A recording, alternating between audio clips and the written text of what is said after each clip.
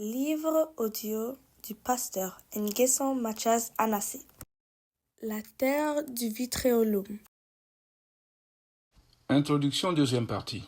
La connaissance de soi. Si on me demande de résumer ce que c'est qu'un être humain en une page, je ne le peux que par schématisation. Et ce schéma ne peut qu'être un ensemble de codes.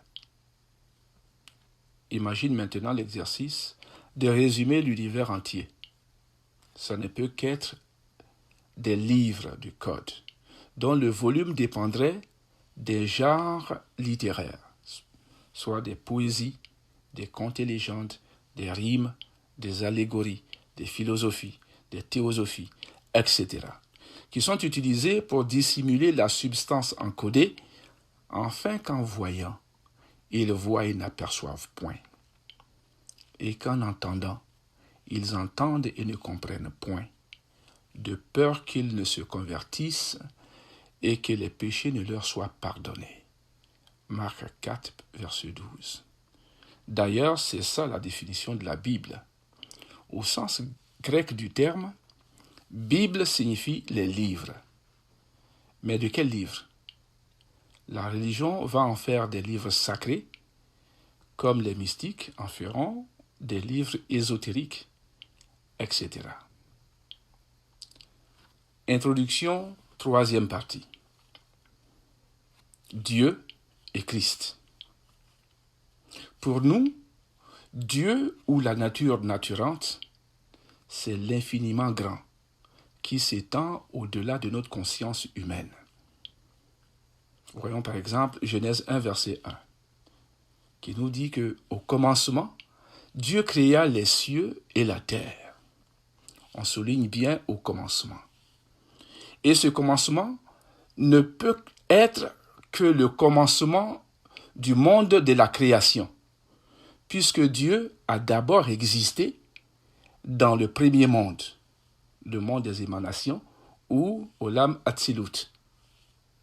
Mais l'infini dont nous sommes conscients regroupe plus de 170 millions de galaxies qui sont réparties en deux catégories, dont la plus grande est notre superamas local, qui comprend 100 000 galaxies, à l'intérieur duquel se trouve notre groupe local, qu'on a appelé nébuleuse d'Andromède, qui comprend lui aussi 50 galaxies, dont la nôtre s'appelle Voie lactée, en tant que foyer de type spirale de notre système solaire, qui s'étend environ sur 100 000 années-lumière, comprenant 8 planètes, dont la nôtre où nous vivons, la Terre, représente à l'échelle humaine 1,3 cm, soit un grain de raisin sec.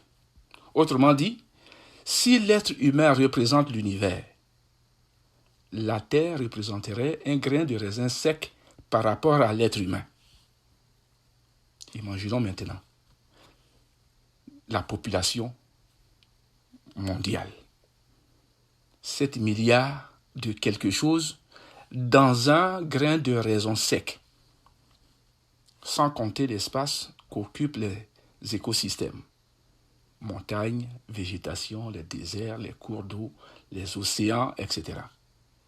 Vous verrez la petitesse que nous, humains, nous sommes dans l'infiniment conscient. Ce que nous appelons Christ, c'est le générateur de la vie, ou un ciment qui unit toute chose vivante dans l'infiniment conscient.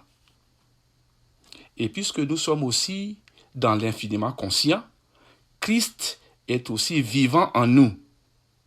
Et chacun doit le trouver en soi afin qu'il se révèle à lui comme le médecin de sa vie.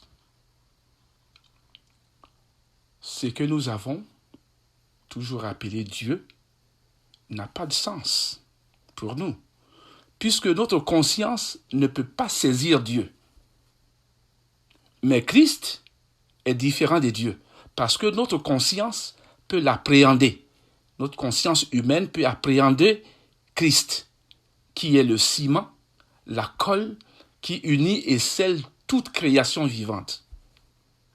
et comme nous sommes aussi éléments de la création, la grande question aujourd'hui que nous pouvons nous poser est si Dieu ne sait pas que nous existons. Comment pourrait-il avoir des projets individuels ou des plans pour chacun de nous? C'est comme si je confie un projet à une molécule de mon organisme plutôt. D'ailleurs, pourquoi ai-je besoin de confier un projet à une molécule spécifique dans mon organisme?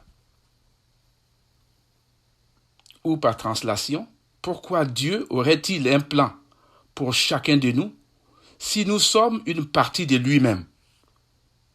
Parce qu'il est dit que Dieu a créé l'univers et il a fait habiter dans l'univers son esprit pour l'animer. Et donc, si nous sommes une créature de Dieu, c'est que son esprit habite en nous pour nous animer. Et si tel est vraiment le cas, alors nous sommes une partie de Dieu. Pourtant, partant de cela, ce dont il faut être conscient dorénavant, c'est l'Esprit de Dieu qui anime la création. Et dans l'infiniment conscient qui est Christ, Dieu se redéfinit comme une source de possibilités infinies.